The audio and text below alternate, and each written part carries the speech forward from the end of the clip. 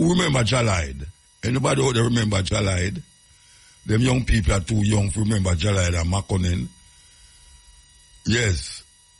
When we are march, all in a race course, the man they all burn down the Queen Elizabeth plant tree where she the man they burn down Queen Elizabeth plant where she planted in a what them call it now.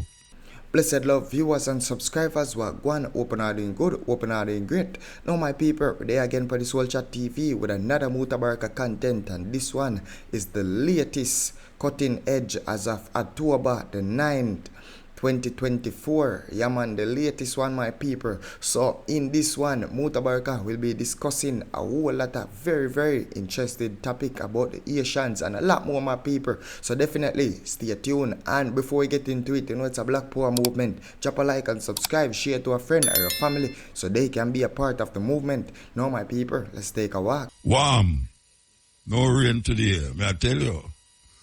You know, so no rain today, so about cross the ocean over in Florida there. Yeah, too much rain. Too much rain.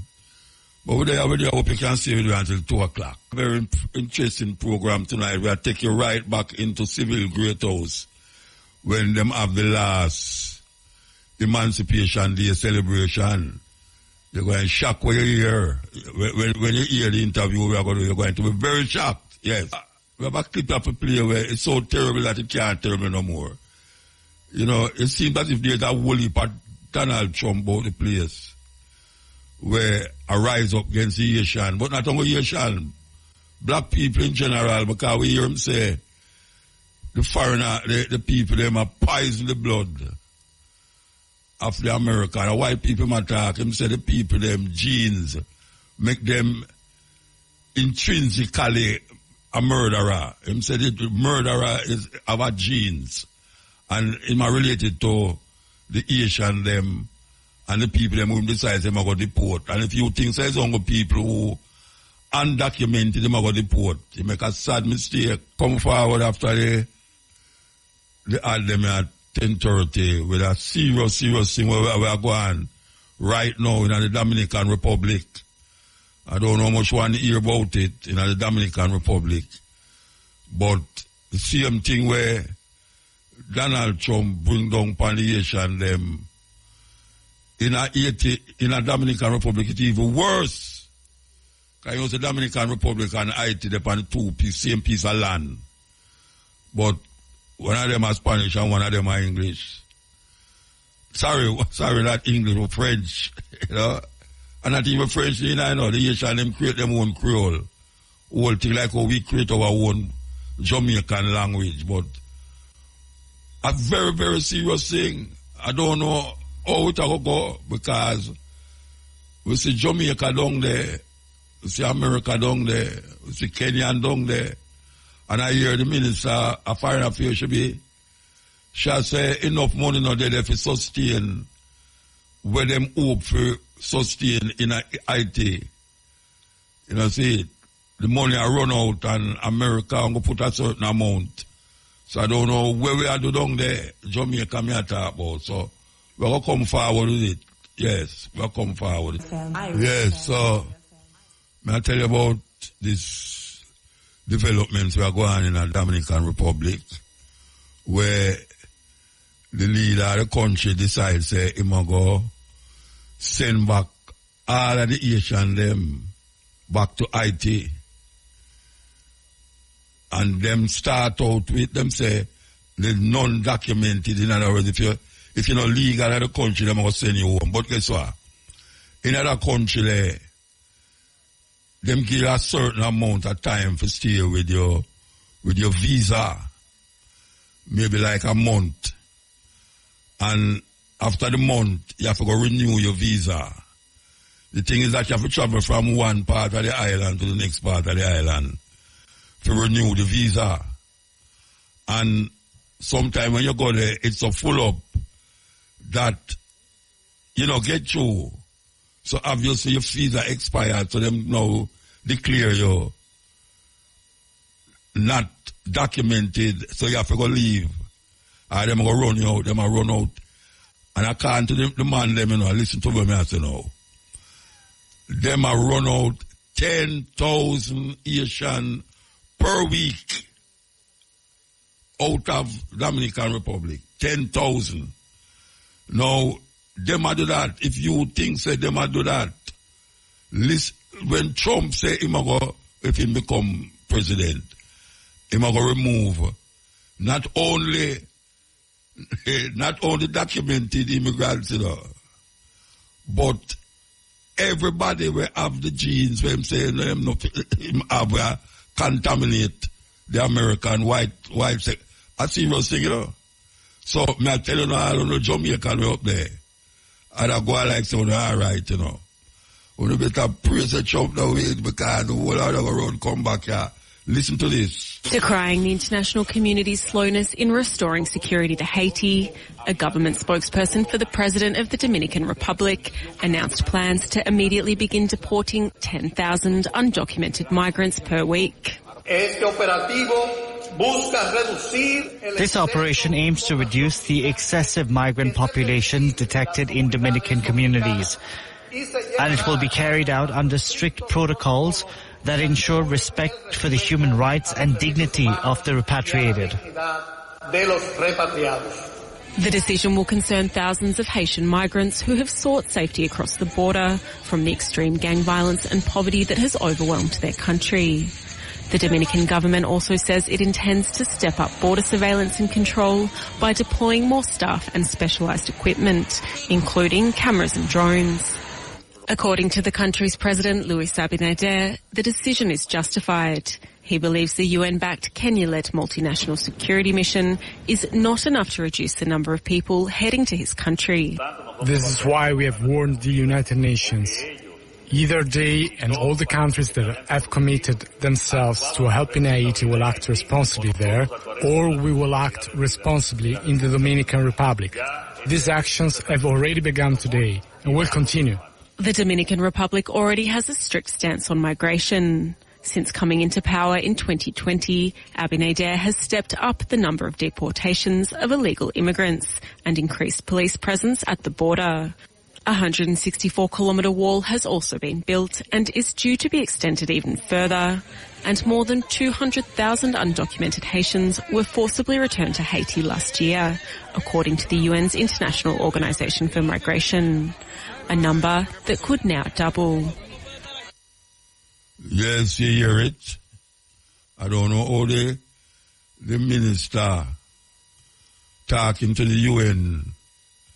And I never listened to the whole of what she say. I will want to know if she didn't mention anything about that and the problems with the Haitian them are going to have, or is having, with the Dominican leadership. 10,000 per week. 10,000 per week. It's a serious, serious thing. And we hear Donald Trump echo the same sentiments. Him say him going to deport everybody who undocumented, but him go further than what a man has say. Him go further, him say them are coming in him country with them bad genes. Bad genes, him call it. So like some Nazi kind of argument. The eugenics people, them, where they talk about black people is at the lowest level of intelligence. Yeah, them say black people is at the lowest level of intelligence. So now them are show say, for them country, which are not for them own, because them thief it. Them thief it. Them come from Europe and thief it. And white people have to fight against white people to claim it. Yes. And kill the whole heap of the Indian them, the Native American them. And now we see now, them attack, first them attack the Haitian them. But, as me I say, if the man never win, trust me, he's going to make America white again. You think a joke. He's going to make America white again. That is him aim. Too much niggers, too much people colored people, black people, people who talk language him do understand, and that's what I say, you know. And his wife is an immigrant, you know. She come from be up in Europe there. Yeah. As a matter of fact, most American right now, I want to know if he go deport the press secretary for the president. It's a Haitian. She come from Haiti. You know, and I don't know why it kind of stay away. It kind of stay away. Trust me. Again, it's time today. Annual Peter Tosh Symposium. You know, every year it keep up at university. We have the man who's always pushing it and spearheading it, Dr. Michael Barnett. Good night. Yes, greetings, Muta. Yeah, man. Yeah, man. How you doing? Yes, man. Good, you know? Yeah, okay. So, here we come again, the symposium. Give a little run up of what we're going to happen this year. Well, this year, and we're celebrating the 81st strong of Peter Tosh, you know? It's entitled Undisputed Revolutionary and Social Advocate, you know, which I think encapsulates Peter. And we have Copeland Forbes, former manager for Peter Tosh. You know, he'll be presenting his presentation is entitled Reggae My Life Is, Setting the Record Straight, which is really based off his writings on Tosh from his book, you know, Reggae My Life Is, which, you know, he published a couple of years ago. And opening remarks will be coming from Clyde McKenzie, who is the co-writer for the book. He helped Copeland put that book together. Then we have Alan Skill Cole, who is the first manager of the Whalers. A lot of people don't know that, you know, Alan was managing the Whalers from in the 60s. That's Bob, you know, Peter and Bonnie. And so we tend to just associate him with Bob, but he also had a relationship with Peter and Bonnie, and he still kept contact with Peter when they all went on their solo careers. So he has something to say about Tosh, you know, his perspective, and his talk is entitled My Life with Peter, a personal reflection. And then we have Nyambi Tosh, the youngest daughter, or the youngest child of Peter Tosh, who is the director of the Peter Tosh Foundation, and she will be talking on the topic of championing the legacy of Peter, you know. And then we have some cultural performances by Fred Lux, Asante Amen, and History Man, just to kind of keep the vibes flowing, you know. All right, so which part is Saki? This Saki for the Undercraft at UA campus on October 16th. That's next week, Wednesday, from 6 to 9 p.m. That's the Undercraft at UA Mona campus. Yeah, man, it's a week from today. 6 to 9, I just want to let the people know, say, you know, for try get there for 6 so then catch the whole program, you know, and allow for traffic because the traffic rough them time. I tell you, the other day, come up there and I tell you, man, rough, yes, come up and go down too. Yeah. And the admission is free as well, you know. Yeah, all right. So, man. People look out for that annual Peter Tosh Symposium. Yeah, that's coming Wednesday. Yeah, man, that's part of the Peter Tosh celebration for the 80th. See? Yes, man. Yeah, man, give thanks, Bridget. Yeah, give thanks. Blessing. Yes, but, you know, we don't usually have big up, but we're going to big up, you know. We're going to big up, you know, because cutting edge and stepping razor, for the first time, we're going to broadcast in front of a live audience in Philadelphia. Yeah, we're going to Philadelphia with the cutting edge and the stepping razor, broadcasting in front of a live audience. So big up the Philadelphia, the city of brotherly love. Big up the Jamaican and Caribbean and African community, Trinidad and Tobago, Barbados, Haiti, Antigua, St. Vincent, Grenada, St. Martin, Senegal, Nigeria, South Africa, and Liberia. Big up the crew of 52nd Street, the Deuce, Rising Sun, Woodland Avenue, Broad Street, 5th Street, Alney and 5th Street, Shelton Avenue, West Oak Lane. That's what you say. If the man them not hear it, you know, they go vex. You know, they say Mount Airy, West Philly, North East Philly. Hey, the place where we're going to do it can't hold so much people, you know, Rasta. North East Philly, Cast Avenue. Yes, we want big up Hyperactive Sound, NSC Black Small and Hype and the crew. Okay, can't say big enough, you know. Yes, all right. So you want to know. Yeah, we're going to have Philadelphia with the cutting edge and the stepping razor. Live, yes, in our hall. So all of you in the surrounding areas, in Philadelphia, be there and you know, say, down there's a center of activities between the Republican them and the Democrat, because them said that state there, if you win that state there, more than likely you win the election. So the two parties them have spent millions of dollars down there to see who can trump up that electoral college sum of 270 first. And according to it, look, you know, it kind of even Stephen. Well, I don't understand this election thing, you know. How is it that this man do so much things and him just lie and just do all sort of lying on him something there? And him still neck and neck with Kamala. I don't know what is it. I mean, she reached far considering that she just started just the other day, but trust me, man, the man have some people where it's like him like, well, them say, my Jesus still. I hear a whole heap of them. Them I interview them say, Jesus come back.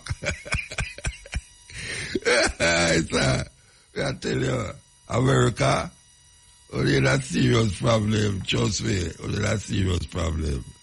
We're going to go forward with the music. I tell you, the man called Protege, that tune there, trust me.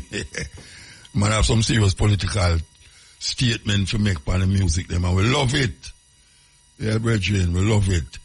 So we're supposed to interview this sister and a very serious thing she bring it to my attention, and I read what she write, and I said, well, I have to go meet the Jamaican people. Hear this. Give them, you know, Sunday, we are listening to Cabo, and the same thing come up about this. In the, what them call it, emancipation. Couple weeks ago, me I talk about it, and me I say, I will come up with them foolishness there. But I find out this who, come up with the foolishness. But it's a very serious thing with these so-called people them who control Jamaica, money bag, interest, business, and all that. Most of them is not African descendants. Most of them. Them are going to decide now to move. We no move, but make this the week the way you have Emancipation Day and Independence Day be a commercial venture. A commercial venture. Just like how they make Christmas become a commercial venture when they have nothing to do with Jesus. As a matter of fact, it was a commercial venture originally. Now they must say the days in between, you could have moved it and put the two of them together that it no, you don't lose no business. My argument, and I assure Cabo, say, Cabo, look at Christmas and New Year's have almost the same amount of day in between. And I know you're nobody at say, well, you know, just move Christmas and put it with New Year's and just have the whole thing as a commercial venture, because the so-called business sector, them are deal with money in the pocket. Them not deal with this effect, the historical, psychological, and spiritual effect of why emancipation is so important to African people. Because you couldn't go move a holiday where the Jews have and say, boy, make you work with some commercial activities. Or if you put the two of them together, a joke business, a joke. It's joke business. After we fight, we put it back on the calendar. Who remember Jalide? Anybody out there remember Jalide? Them young people are too young to remember Jalide and Makonnen. Yes. When we are march, all in a race course, the man they all burn down the Queen Elizabeth plant tree where she the man they burn down Queen Elizabeth plant where she planted in a what them call it now? Them call it Heroes Park. And we demonstrate right now. A PG Patterson and Rex will get the praise for put back that holiday, put back that day upon the calendar. Yes.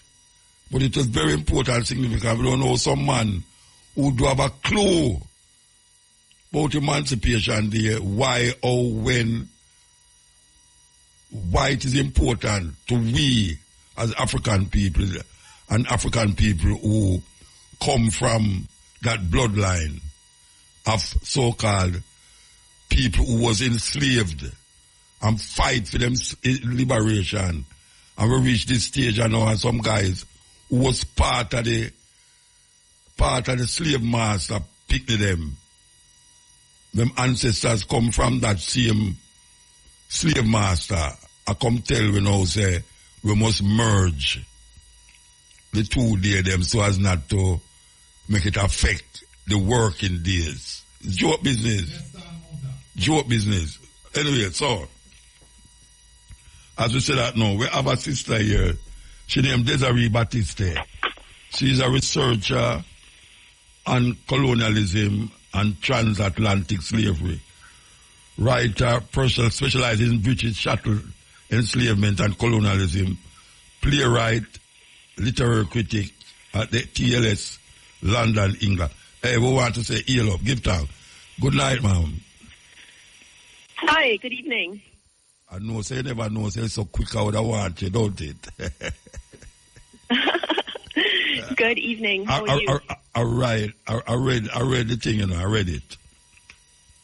Yes, great. Yeah, man, I read it, and I said, no, you have to come on the program in the night, because we're not going to do no program tomorrow. All right. So thank you. All right. Tell the people them what you was telling me on my phone. Tell the people them exactly what you was telling me.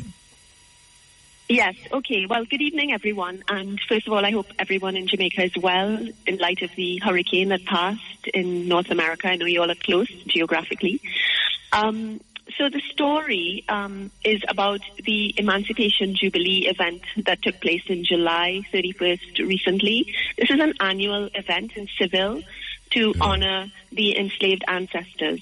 And as a person from Trinidad, I consider that to be an event that honors all of our collective Caribbean ancestors. And the story is that the two New Zealand women who came and presented an apology in person, apologized for their ancestors' role in enslaving Africans in Jamaica on the Argyle Estates. And they then mentioned one ancestor of African heritage who was a housekeeper in the Malcolm family. And they said that they wanted to honor this ancestor going forward, honor her memory. And it has turned out now that this ancestor was herself an enslaver.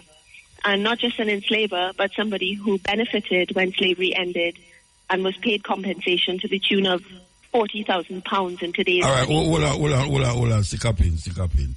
You are saying that the people them who was honoring this supposed to be slave was a slave master themselves. That's what you say. Yes, a slave owner. That is correct. Slave owner, yes. And so, yeah.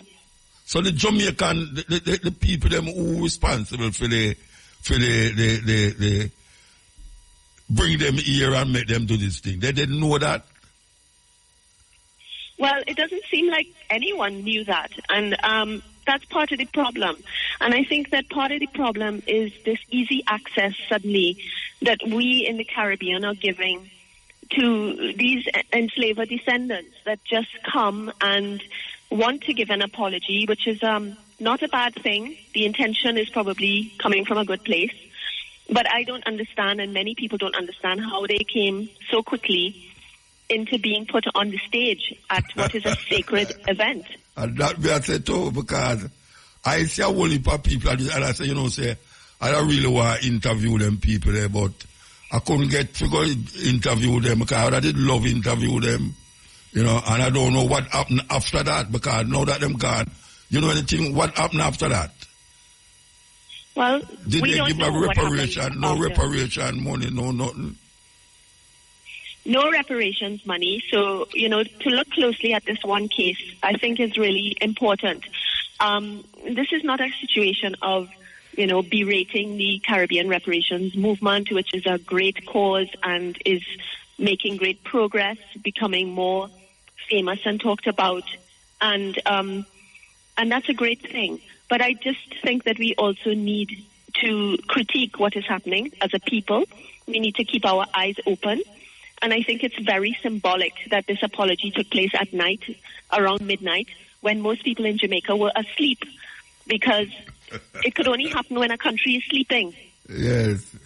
Well, maybe it never take midnight for them sleep, because it come like most of we are asleep right through. We get look like we get drugged out by these nice talk and pretty talk, and some white people come here to come apologize and all them something there. It's amazing. It is amazing. Yeah, we love to see that, We love to see that, when white people come own up to certain thing, yet still know that it's just words. 400 years, words. 500 of words, So what you think should happen now? What you think should happen? Now that you have brought it to the attention. Well, I've written an article. It was published by a Caribbean network based in Florida, Caribbean National Weekly. I think it would be great maybe if the local press in Jamaica might report on it, because I think it is important. But I think a little bit at the bigger picture, about what is already happening. Because first of all, the two women who came to Jamaica did not just come to give an apology, as it was reported. It was reported like it was this big gesture. They came all the way from New Zealand because they felt such a need, a heartfelt need to make this apology to the people of Jamaica. But in fact, they were also filming a documentary while they were in Jamaica. Oh, yeah? Okay? So this is what they're doing. They're making a film. So what we're talking about here is interested atonement. And that's something that we need to scrutinize and we need to be talking about. Yes. So they started to make how far they reach that picture that they're making? It's in progress. So obviously they managed to film scenes that they did while they were in Jamaica. So they filmed a clip of a New Zealand newspaper called Star, which people can look at online if they're interested. Mm-hmm. And you see a clip of them at the Argyle talking about a famous rebellion that happened there. You know anything about the Jack's family that is in Barbados? We went to Barbados to apologize. State? The Jack's family. Yeah, so the family, last name is Malcolm. And, there's a lot of things about this apology that need scrutiny. So it's not just the big omission of the fact that the African-descended ancestor was an enslaver. But there are other things to look at. For example, they apologize on behalf of Clan Malcolm of Scotland. Clan Malcolm is 5 generations of very wealthy Scottish lairds, as they call it, which is like the word for lord. None of those 5 lairds are their ancestors. They are descended from 2 peripheral members of Clan Malcolm. But yet they have apologized for Clan Malcolm, and without any involvement of the actual family in Scotland today, which is a family that exists today, who have had no part in what they went to Jamaica to do. So who are they really speaking for? I don't know. So there's that. But there's a documentary in the making, and, Jamaica is being used. And they're going forward, and, like I said, self-interested atonement. I just find it extraordinary that this is happening. Yeah, I don't think you heard me the first time, but you have any arguments about the Jacks family Yes. Jacks all in Jamaica. And they went to, I think it's Barbados, they went to the other day to atone also. Yes. I don't know if you have any information about that. Well, the Drax family actually is one of the families that's standing their ground, and they will not engage. So the Drax family is one that the Barbados government has tried to approach and engage with to discuss reparations, and they are ignoring it. And the current family representative in England is a very wealthy man. He was an MP until recently, and at the time he was an MP, he was believed to be the richest MP in the House of Parliament. The family still owns the original plantation site in Barbados with the original house built in the 1600s. Yeah. Nothing is happening in that direction. And Jacks is still named after the Jacks family. Where civil great houses, still named after them. So you have these families. There is a group of families that have come together and formed an organization called the Heirs of Slavery, which, let's start with that name, for example. Many people are saying, why are they calling themselves the heirs of slavery, and when they are the heirs of enslavers? Yeah. So there's that. Wow. But they have an organization, and some of them have made apologies in relation to the countries in the Caribbean where they had ancestral involvement in enslavement. Yeah. So it's not all terrible news, These people have a contribution to make. Some of them are powerful in the media. Yes, they can influence. But we still have to scrutinize and critique it, you know what I mean? Yeah, that's my view, anyway. Yeah, no, I agree with you. I agree with you. We have also the leader for the Prime Minister for Alan Dutch, the Dutch Prime Minister, who had apologized also. Yes. That was a big thing when him correct. apologized. Yes, yeah. Wow. Yeah, it's a big thing, and I think, one of the issues that's really interesting is why it's justified in the Caribbean among the reparations leaders engaging with these white enslaver descendant families is because they seem to believe that these families are going to help pressure the British government into apologizing and paying reparations. So that's the strategy. And maybe that's a good strategy. But at the same time, I think we can't be asleep. We cannot be sleeping as a people. And you cannot have people come to Jamaica and spin a yarn, tell some version of their history, and then it turns out to not even be accurate, or at least it's not completely accurate, and it's distortion. And I just think we deserve better. And I think we need to be mindful of our ancestors. You cannot have a commemorative event like the Jubilee, the Emancipation Jubilee, and have people go up on stage and say they want to honor an ancestor who, it turns out, it was an enslaver. Mm-hmm. Yes, sister, I'm really glad that I asked you to say it for yourself rather than I saying it for you, So what is your next? What is your next? What you doing now as a writer? Well, as a writer, right now I am working on a book about the reparations movement. So that is happening with a Caribbean publisher, and that's quite a wonderful thing.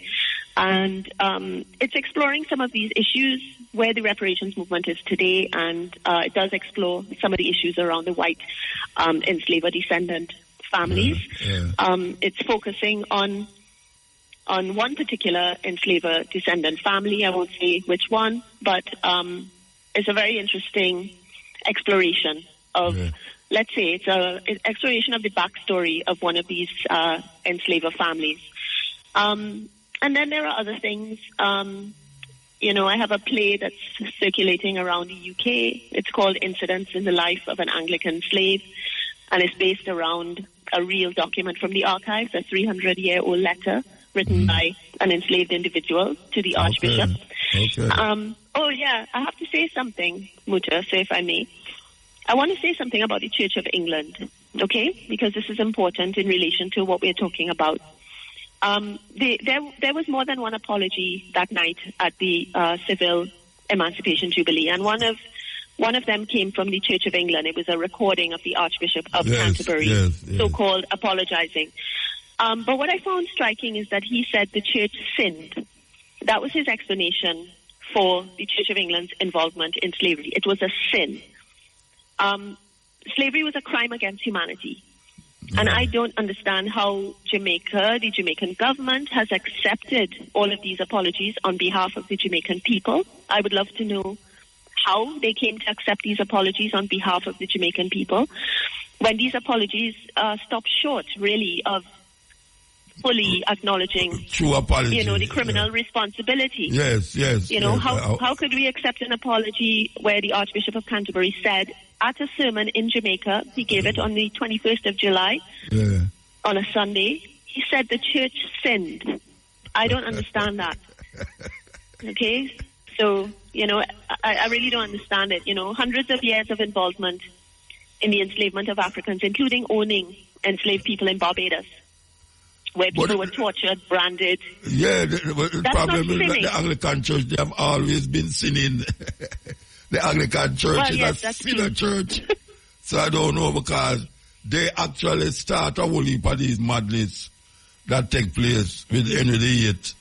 Henry VIII to kill his wife and farm the Anglican Church from the Roman Catholic Church, So, them full of sin. But anyway, we give thanks for your contribution, and I don't know, so we meet already, but I don't remember, so you have to pardon me that. I don't remember meeting you, but... Yes, we met just briefly in Jamaica at a poetry event at the Edna Manley Center at Mona, and it was, you were honoring Mervyn Morris, so that was a really nice thing, and you gave a nice speech. So I remember that. I wonder if it's the art school and not the university you're talking about. At the art school. It might be. It's the art school, man. It's art school. There was honoring Mervyn Morris at the Edna Manley Art School. Yes, that's it. And it was honoring Mervyn Morris, and you gave a wonderful speech. And then you stopped at one point, and you recognized that Rupert Lewis was in the audience, and you stopped and you gave him some deep and heartfelt thanks for his role in your early career and in your first publication. So yes, that was evening. I remember it. All right. But how do people in Jamaica feel about these issues? You obviously talk to a lot of people. No, I talk about it, but people, if you don't bring it to them attention, it just pass, just fly past. But it's not something where most Jamaican interested in. I mean, them go at that ceremony, but the ceremony is just a night out for a lot of people, with a cup and the chocolate tea and, the gospel singing and that is just a little thing for them. It's not something where people go home and think pan and figure it out. Yeah, unless we are like, bring it up, it's just an underground thing, So I hope this will also help to bring it on top still. We give thanks. Anyway, give thanks, sister. Well, thank you so much, Muta, for having me on your show, and it's great talking to you. Yeah, man, Irie. Okay, that was Desiree Baptiste. Research on colonialism and transatlantic slavery, writer, socialist, socializing in British chattel enslavement and colonialism. Yes, today with you I got through the pieces, and it's a very interesting conversation that a while ago, because ignorance, may I tell you, ignorance is a serious thing, and that is how they control us. Yeah, they control us with some symbols, some recognition of themselves, even though they're not here. That's why we always talk about the importance of symbols and how symbols is used to maintain presence of the colonial masters in the minds of the people. Symbols is there to make you feel that it is offering something, but it is really there to control your consciousness, maintaining an idea and a belief. Like when you say a statue represents the most important part of your understanding of who or what you are supposed to look up to. That is why the white Jesus is so important to your mind. Because even if you don't see it, even if you don't see a picture of that white Jesus, when you close your eyes or when you pray, no matter how you say you're conscious, when you project your mind to deep space and search for an image, that image come out to be the picture that is on the wall. Serious thing. That picture is part of your consciousness, and it portrays something that they know it will continue to be a part of your understanding of them, not of you. Because when you pray, you're supposed to pray internally. So they caught you internally by giving you something external. And even if they move it, it's still indelible in your subconscious.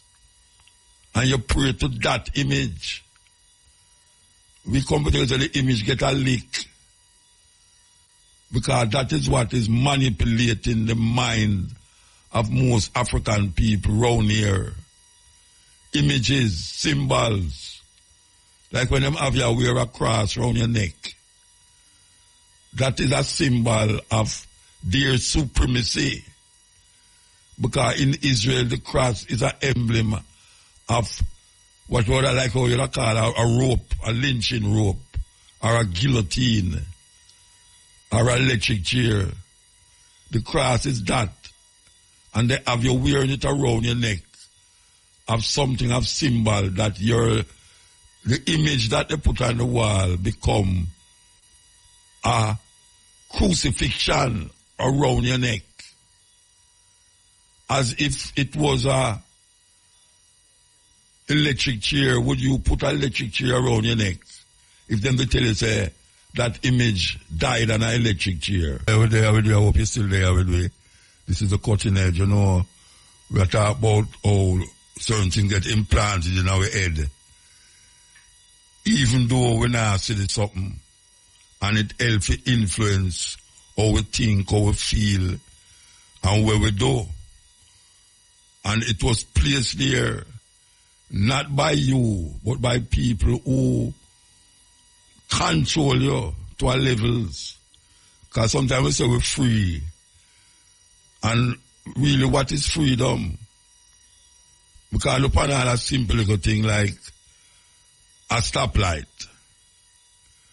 A stoplight, they have to control human beings' behavior upon the road when them drive or ride. Nobody is there to tell you go or come. There was a time in Jamaica when you have a policeman stand up in the middle of the road with a big gloves on them hand. And sometimes I'm in a little shelter in the middle of the road.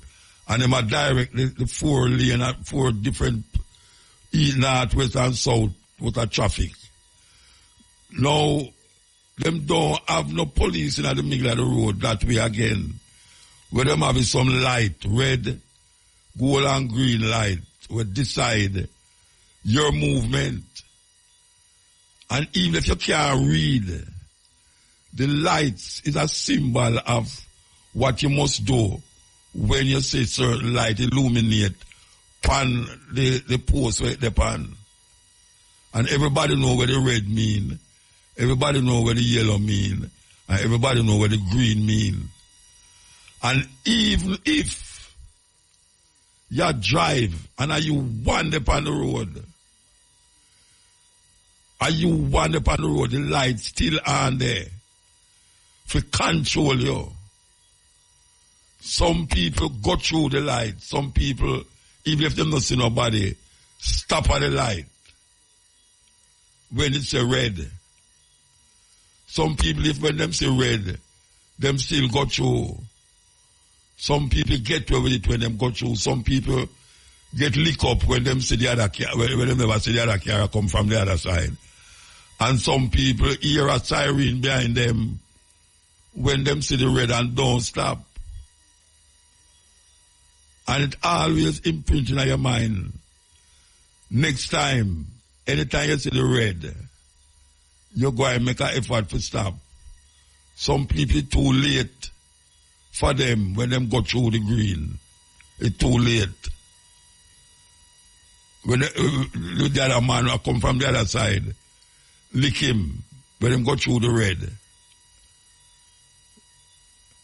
Very important that we understand how we mind function as it relates to symbols and what symbol have to do with how we govern ourselves in this part of the world. Yeah.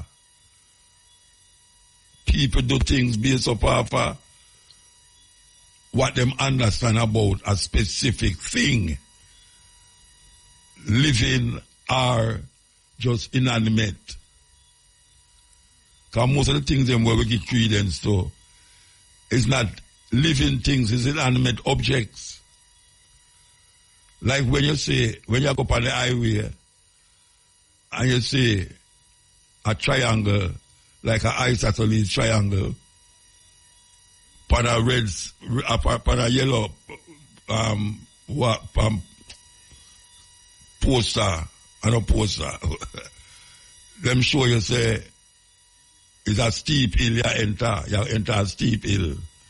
You see the isosceles triangle. Watch it. Sometimes they put a little thing there, you see stone and roll, you say, watch it, stone go down roll, come along there, so. You can't read, you know. But you see the sign. And the sign make you know what is ahead. Even if it don't there. And it make you subconsciously and subliminally prepare for something that might not be there. That is a form of control. Them show you say you must travel 80 kilometers per hour. And every kilometer you go, you see the sign mark 80 kilometers. And you choose to press the gas because you don't see nobody on the road. But you see the symbol, you see the sign say 80 kilometers. And when you press the gas and go over to 90 kilometers, you see some man come out of a bush along the road with them uniform and them have one something all in front of you and you say, you have to stop and them say, look here, you need to go 90 and 80 kilometers zone. And you can't tell them, say a lie, them I tell. Even if the machine never work. Even if the machine never work, when them hold it in front of you, you can't say nothing because you never look on the speedometer. Most people don't drive and look on them speedometer. Unless they might expect something. And what you expect is in your head. That is projected by the person or the people them who put that there to make it come in your head. Say, you know, say, the sign say 80 kilometers. I ease up half of the brakes, you know. And I ease up half of the speedometer, the speed, the gas. I ease up half of it. And there goes your freedom. Because you ease up half of it and you go below the 80. And when them hold up them thing in front of you, them realize, say, oh, him kind of go on, him not so fast. Some of them machines, they now work. I tell you that some of them machines, they're not working. It is just there to control you. That is what they're there to do. And if you look around you every day, whether in your house or out a road, whether in a building, in a church, even in a prison, there are certain things that them use to control you without human beings actively. I tell you this and I tell you that. And I would say most of the things that you give credence to, that you obey or disobey, is not human beings. It's there to cause you to disobey or obey it. But it's those symbols that them put in front of you that is very effective in how your mind operates. When you go to church, symbols is all over the place. Symbols is all over the place when you go to church. The flag is a symbol. It represents a whole country. And the color that is on the flag or the star that is on the flag represents something to the person who put it there. That's a serious thing. We'll continue the journey, you know. We're going to play this. We're going to play this. It's a serious thing. What did you hear go on a while ago? What did you hear the person say a while ago? What did you hear the person really say? I'm going to play it again, you know. It makes very interesting. Just think about it. Just think about what the person said a while ago. Listen. Why is it that if the government finds diamonds or oil in your backyard, it's government property? But if they find drugs, it's yours? Messed up.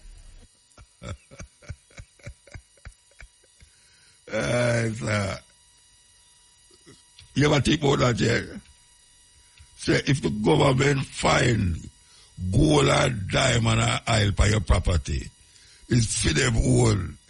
But if they find drugs for your property, ganja plant also, and your own, and they're going to charge you for it. So that's so funny, man. That's so funny. That could have played continuously. I'll be a play it and I'll be a laugh, but later you can't imagine you. Yeah. Okay. As we said, we're going to take some phone call. Meanwhile, we play this. Good night. Good night. Okay, also to a quick thing, you notice, you realize that Prime Minister thing just died on, just sudden death, so you know more talk about it.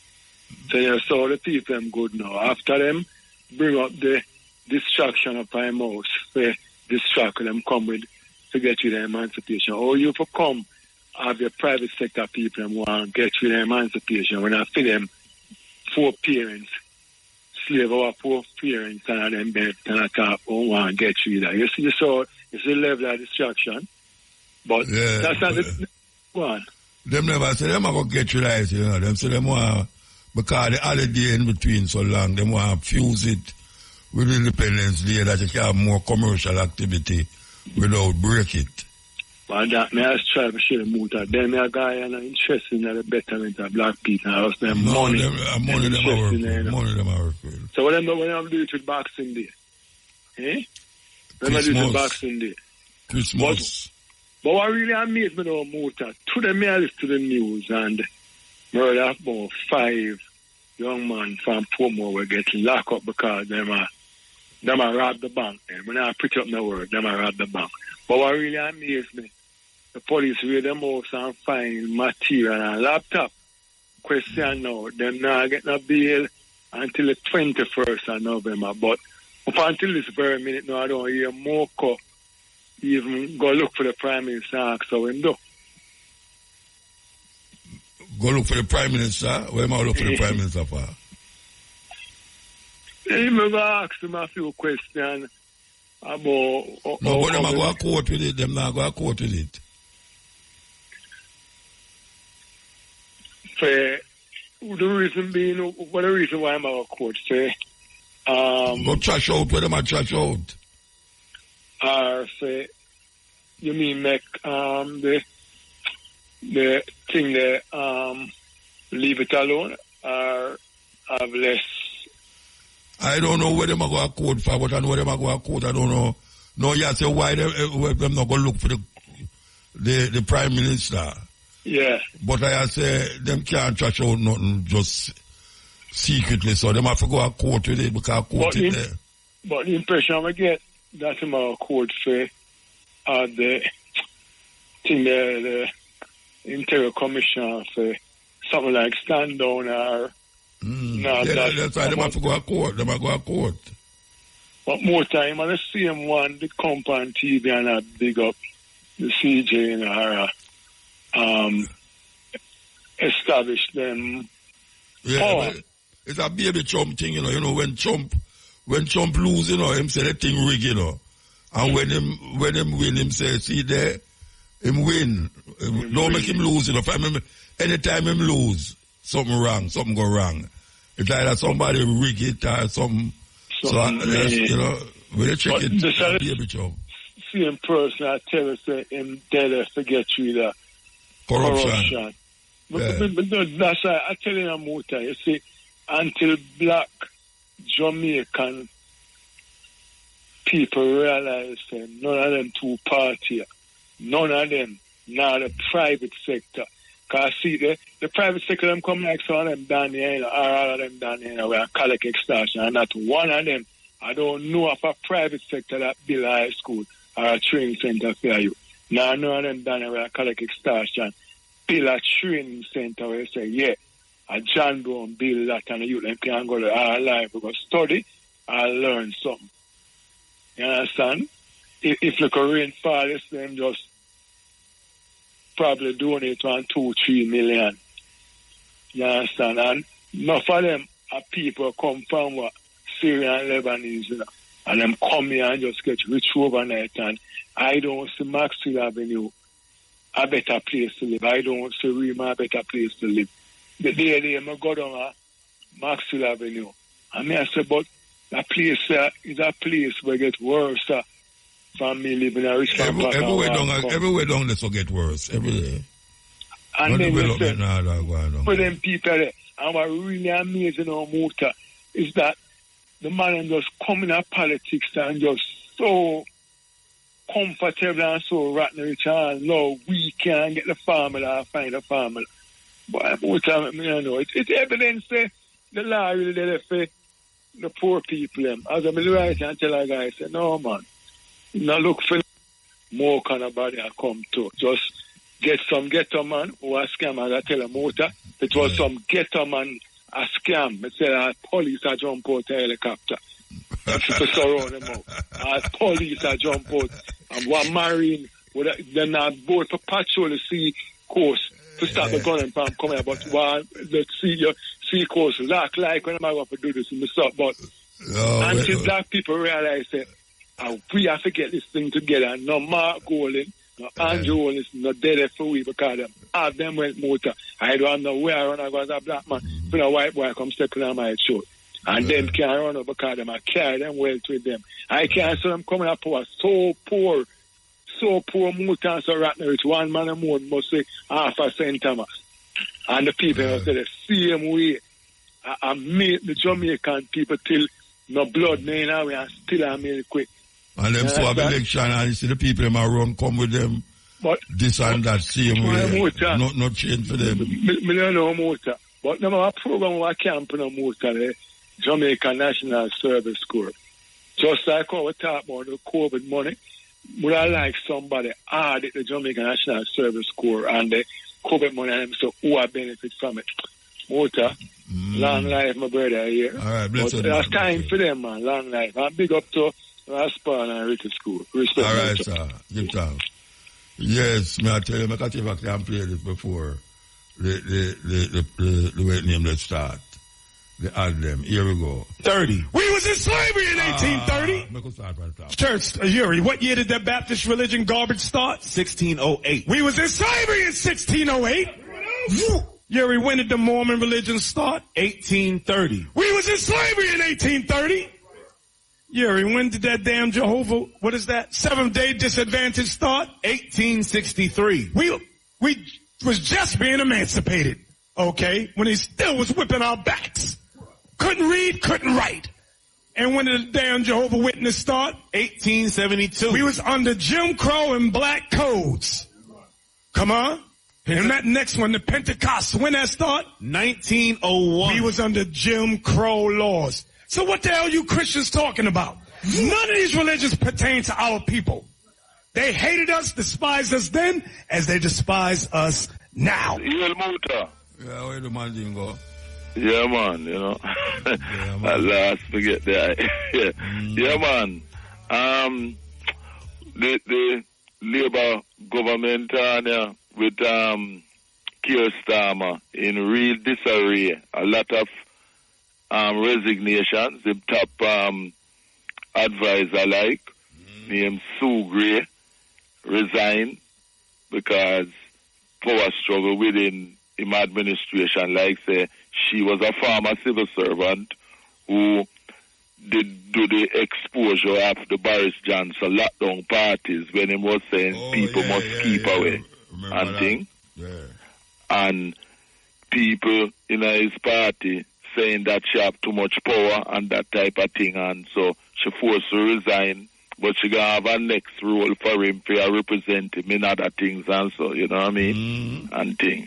And of course people are pressure him with how instead of him tax the rich, him want to take away the winter fuel allowance to pensioners who do have pension credit, you know what I mean? Yeah. When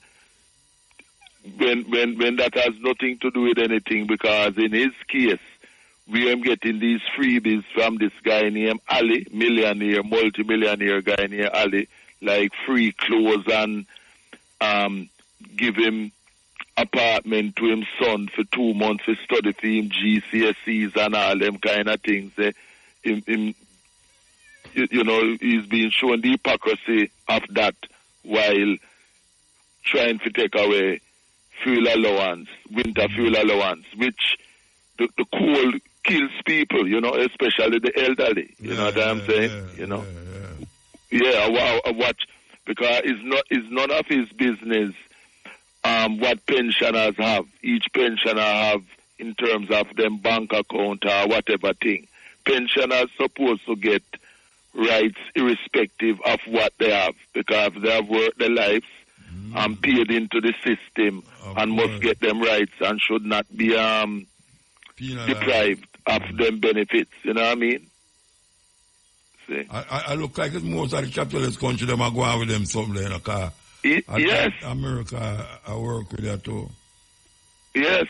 You know, them tax the poor. In other words, the rich get richer and the vast majority of people to be poor. And this is but Muta, this is the only way that they are richer and richer by exploiting and robbing the majority of the population. Crucial. Because as you know, if people were being paid proper and just wages, people wouldn't be in the problem, you know. It's a deliberate thing to underpay people and as much as they can, you know what I mean? While they become richer and richer. Because as you know, without workers in anything, no society can function. Yeah. The wealth of a country rests on the working of the workers. You know what I'm saying? Yeah. Things don't happen by themselves. If all workers in every country, for example, go on strike, everything crash, you know. No matter how much billions these guys have, them would have to just pack up shop, you know. Yeah. If people refuse to work, everything grown to a halt, you know. But it's because enough people as workers don't see the power that they have if them exercise that type of unity. So in Jamaica, Britain, Canada, wherever, if workers come together and say, listen, if we don't get this, we stop work. Those who exploiting them and thing have to run away and disappear, because the whole society would come to a stop. And that is why they always fight against workers working together in unity, in trade unions and that type of thing. You know what I mean? Yes, you know.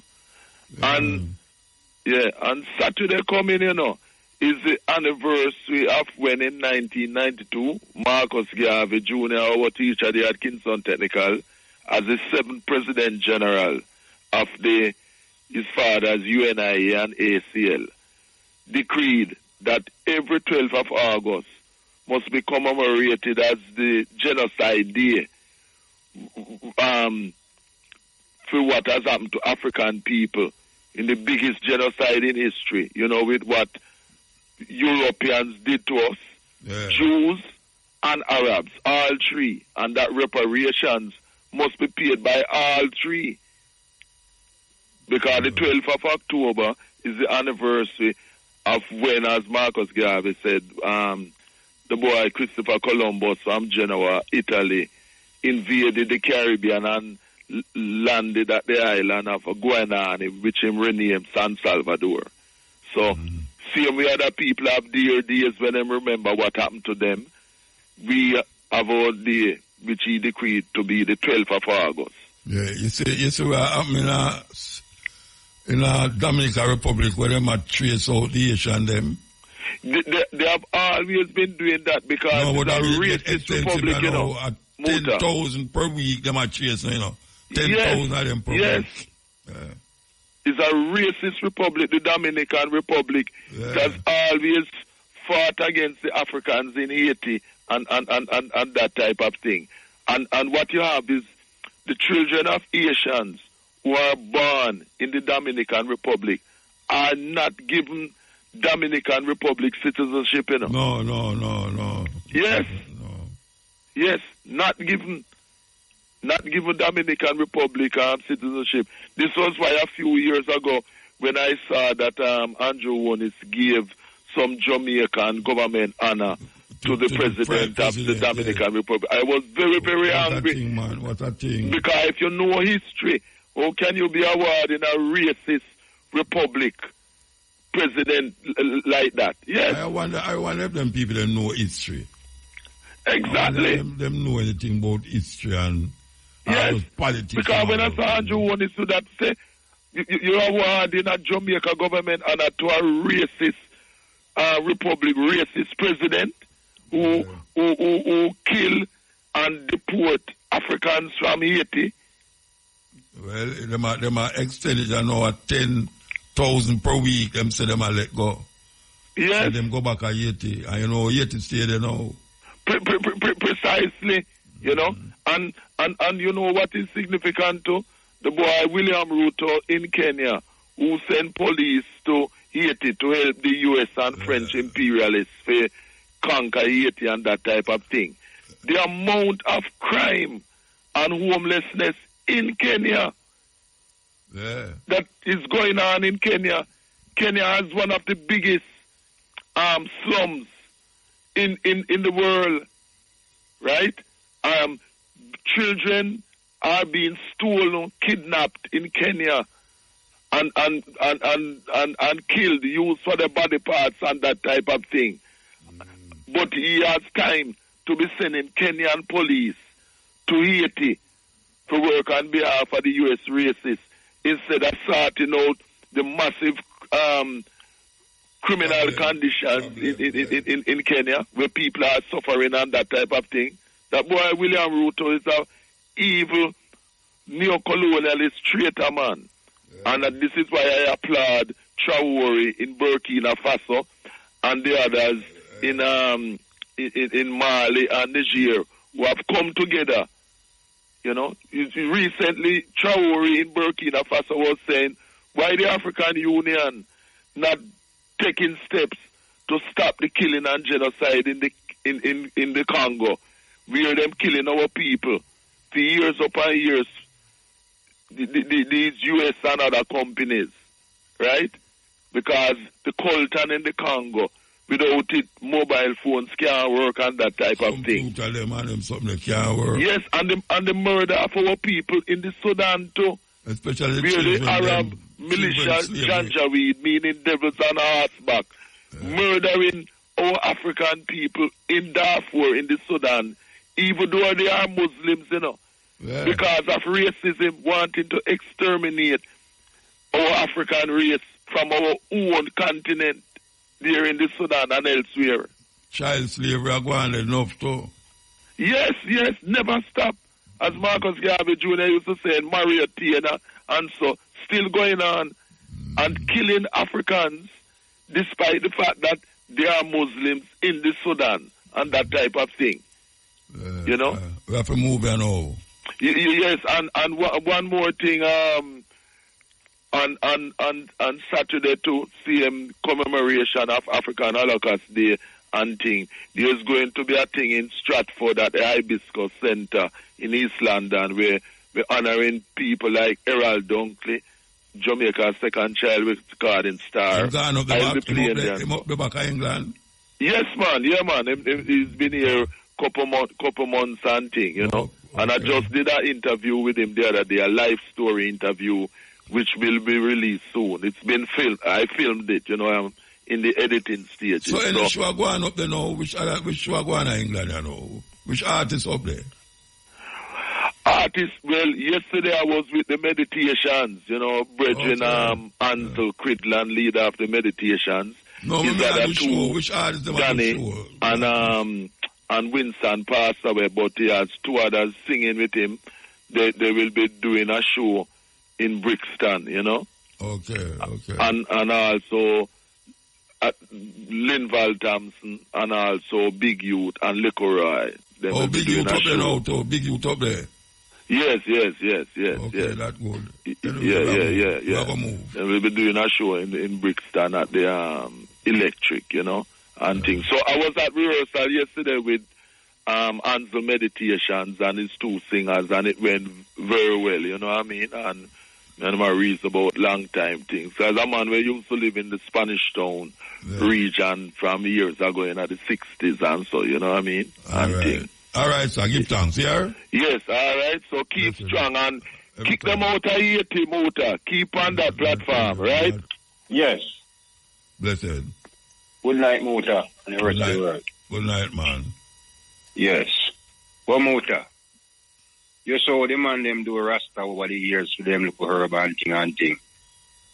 And listen, you know, I want everyone to turn to the dictionary and look for the word coke and see what it tell you. Right?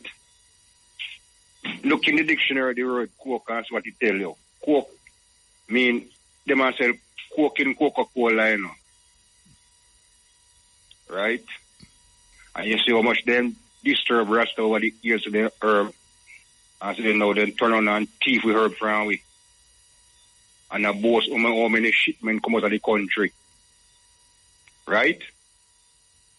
Just turn on the dictionary to the dictionary and look at the word coke and see the headline. I just tell them what it mean, or tell them what coke mean. Coca-Cola soda, that means a long time they must sell coke. Yeah, a long time it's in there. What that you talk about, all right. Yeah, long time. So, you know, find say, no, but if you're looking at the dictionary, you're not going to say Coca-Cola in a cocaine in a Coca-Cola. Yeah, man. I think you ask about the meaning of coke. No, man. That's what I say. Go to the dictionary, look for the word coke. We have a dictionary, I look for it, you know. Yeah, I'm not saying I look for it. I'm just ask you because when you say look for what it mean. Yeah. Okay, all right. And Coca-Cola in underneath the word coke as well. Cocaine, Coca-Cola. Yeah. Right. So you see what the man do to the world though. So sometimes I wonder what the people man this and that. Right? And a long time I use this word and dominate the world, you know. Yeah. Long time, right? of course. Yes, and you see it though. You so much them crucify a rasta. Me one of the rasta me like pop out of my head. Yeah. Get leak. Go to jail. Yeah. I see them now. The two I don't know. A long time I coke in a Coca-Cola, man. I don't know. Yes, but you know. A long time it is, man. Yeah, but you see now, that's what I tell a man, turn to the dictionary and see the things straight where it go on now. Okay. Yeah. I see two-party thief with herb though. You understand? And you them in a country where you kill them while they like that Rasta. Look at now. Look at now, man. On what sense I what? Alright. Since I don't want something to fight, I don't want to fight. So you see? Remember the man who oppress fourth parents, fifth parents, sixth parents, seventh parents, eighth parents up the line. Where are we black people turn upon them back here now? White no white man, because there's no white man. The mongoose race, the hurricane peace rat. Right? See, in time is up now. Right, sir? Because today, you see what going on in Israel and now, two countries are fire for Israel one time and now. And if America intervene and go down for attack, it's going to be hell for Israel because everybody going to fire for Israel because you are causing the problem now. When the war is going on in the Middle East, Israel give America your space down there. Right? And so that did warn him, you know. So look here, Israel. Be careful. And you see today, a man pump 180 missile per year, you can't think back one. So then time is up. A time for America to in power now. Because what we know, I must watch it under my hand, you know, because I want all forces in Africa, all the forces, the military forces.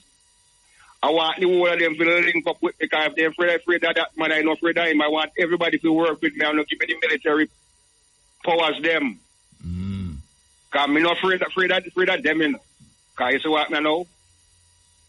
Them run atrocity on the black race. Rich off of the black race, sweat, blood and tears. Until the day you want to come back for me, not going to work. Not going to work, Mr. Mongoose race. All right, sir.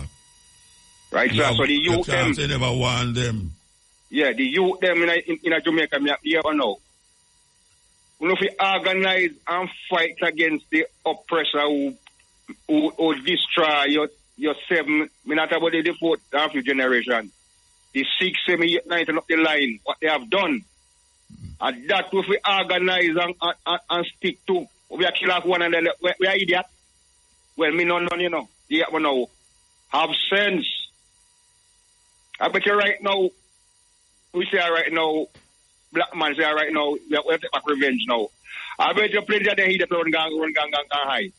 And when if we defend it now, we defend it. No, man, don't make me shame, man. Come on, man. What will make you shame? Nobody now make you shame, man. No, to the youth, them do something now.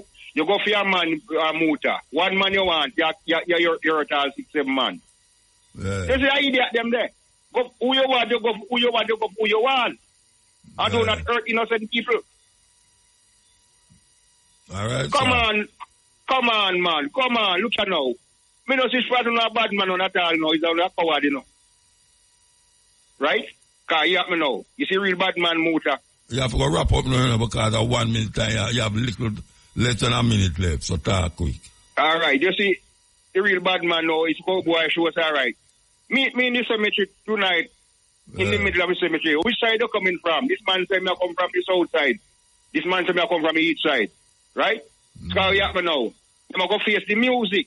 Yeah. Them now he come on now, fireman. Bam, bam, bam, bam, man, God. That's how that idiot. Well, them no want it, so them run. Idiot. What them to do? Shoot and stand up? Then, hold on, that is no bad man, that is a cowardly can run. So we must do, when them fire shot, they must stand up? Muta. What? Look here now. You want fire shot, you know, fire back fire you. If you go for go kill a man, you go shoot him and stand up there? But let me answer no. You want fire shot for a man and no shot fire for you? Yeah, of course. If you fire shot for a man, why you want to shot fire for you have to run. Anyway, we have to move, though. We have to move. Yeah? Yeah, all right. Give thanks. Yes.